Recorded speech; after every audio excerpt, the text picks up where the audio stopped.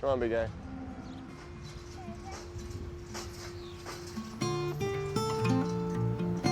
Well, I used to love just hanging out with my dad, digging in the dirt, driving the tractor.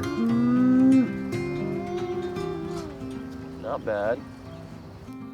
Give it to the cow. My goal and my passion is to show that dairy cows are a big part of the solution to climate change and to greenhouse gases, and they're not the problem. People are gonna be like, oh boy.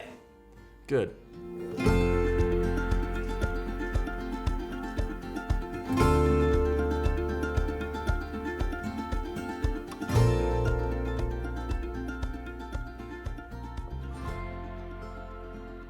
There is certainly a divide between the perception of agriculture and the reality of agriculture.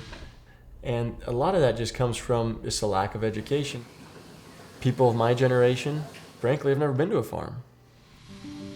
I give a lot of tours. The consensus at the end is like, wow, that's way more complex than I thought.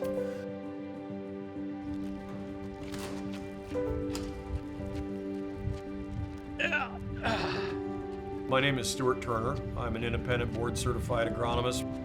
So I'm the tech support guy for the producer.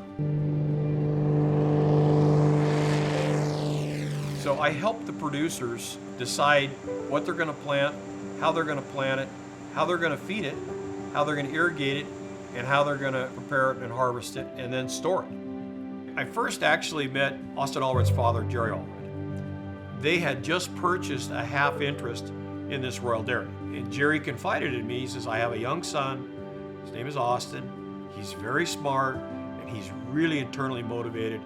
I want to change this dairy from a conventional dairy to a sustainable operation. He's the guy that's gonna get it done. Being a steward over the land is something I take really seriously. A steward over the animals, something I take really seriously. There's no doubt that there's some climate change. But the real question and discussion begins at what can we do to improve it. How are you, my friend? I started working with Austin. We talked through the process of what are things we could do on this dairy. And one of the options that arose was, we can do a better capture and better separation of the waste. That's phase one. The solid waste, almost all of it goes to compost. The cows aren't just pooping out like their leftovers. The process that their body is putting that feed through is getting it ready for the soil. The liquid waste has been a challenge. Most dairies have these lagoons that are storing this liquid manure, which is a lot of where the methane release comes from. The worm bed idea came up through biofiltering. The stuff stinks, you don't get too close. We essentially have 5 acres of worm beds. We take this dirty green water out of these sprinklers, it settles through the biology and the wood chips with the worms in them, and then it goes through the rocks and it comes out clean water. We're recycling hundreds of thousands of gallons of water. We can irrigate with that water. In another year, you'll come out here again and you'll see all those wood chips have been consumed by the worms, and all the solids that the filtration system is catching has been consumed by the worms, and this whole bed will be full of worm castings. And worm castings are, that's what you pay the big bucks for in your bag there at Walmart and stuff. So those are then pulled out of the beds, they're composted, and those are land applied. And without sources of these nutrients that all originally come through the cow, we could not have organic farming today. They cannot use commercially produced fertilizer.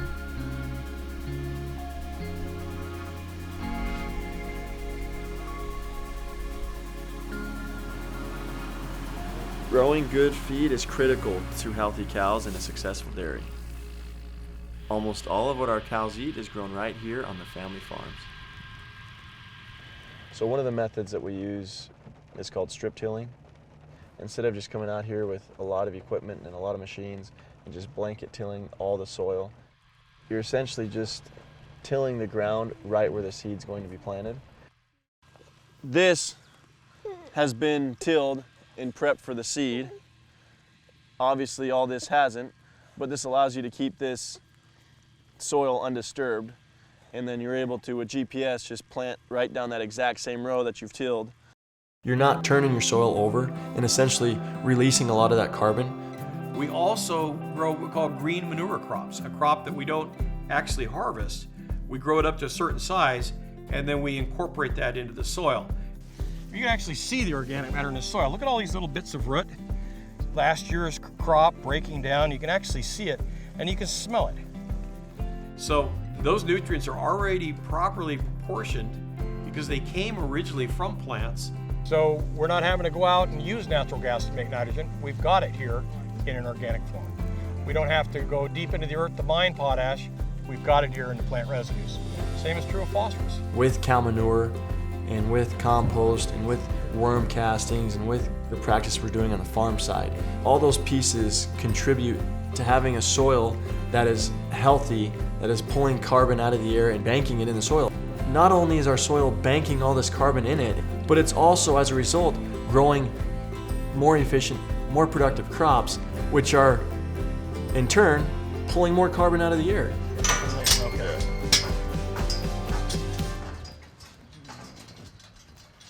There's something really cool about being able to have like this circle of sustainability. We see the corn in here. We Yeah. got triticale, we got alfalfa, Yep. which are grasses. Grasses are highly lignified, and our bodies can't break that down. That's what the 4-part stomach in the cow is doing. Grasses and alfalfa is some of the best products, the best crops for our soils. Yes. We have to rotate our crops. The grasses that we need to grow to keep our soil healthy, they're able to convert it to stuff that we do use, and we do use a lot, and we need. This girl here is probably making 50, 60 pounds of milk. Per day. Per day. She's putting some of it into the meat, and then the other part she's gonna put back out the back end. We're gonna collect it, process it right, put it back in the soil. Balance is critical, and these girls are a big part of the balance. That's right. When you're doing your practices right, all the methane and the greenhouse gases that the cows might be contributing are way more than offset by all the crops you're growing to be able to feed those cows. Well, on the Royal Dairy, we're utilizing a software that was developed by Colorado State University and United States Department of Agriculture. It's called COMET. This software allows us to digitally map every single part of the dairy and assign accurate values for carbon emissions or carbon fixation. This is not an estimate, it's not a guesstimate, this is actually the number. The goal is to get a good baseline, to see where we're at, and then to utilize the information we're tracking to get better. I believe he will be the first dairy farmer in the state of Washington to be a net carbon fixer, not an emitter. Best practices are always changing. We are always improving. I'm not trying to pretend like I know all the answers, but I think that if we were to focus on cows as the solution, not the problem, we can unlock our soil to bank all the carbon we want. I think it's a total game changer in how people think about farming and how people look at the landscape. They like to drive by on the freeway and see the alfalfa and corn and these other crops and know that, hey, they're all fixing carbon. I think it takes an issue that could be a rural-urban divider, and it makes it a uniter. We can start making the tweaks and the changes and the improvements that are going to make all of agriculture the solution to climate change and making a better world for everybody.